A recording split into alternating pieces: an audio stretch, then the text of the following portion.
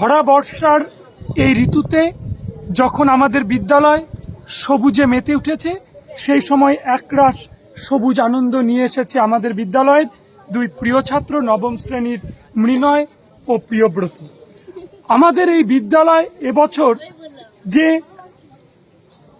Reserve bank of ইন্ডিয়ার G20-র তরফ থেকে আমাদের একটি কুইজ কম্পিটিশন সারা রাজ্যে হচ্ছে, সেই কুইজ কম্পিটিশনের ছোঁয়া আমাদের এই কালিয়াগঞ্জ ব্লকেও পড়েছিল। সেই ব্লক থেকে আমরা জেলা এবং জেলা থেকে আমরা রাজ্যে গিয়ে পৌঁছাই। আগামী সময়গুলিতে যখন দেশের প্রতিনিধিত্ব করবে, সেই সময়ে আমাদের 14 তারিখে সারা রাজ্যের কম্পিটিশনে 22টি জেলার মধ্যে আমাদের কালিয়াগঞ্জ সরলা-সুন্দরী উচ্চ বিদ্যালয় গোটা রাজ্যে চ্যাম্পিয়ন হয়েছে, প্রথম স্থান অধিকার করেছে। এই চ্যাম্পিয়ন গোটা রাজ্যের 22টা জেলার মধ্যে আমরা ছিনিয়ে নিতে পেরেছি আমাদের দুই প্রিয় কোমলমতি ছাত্রের জন্য, মৃণয় ও প্রিয়ব্রত।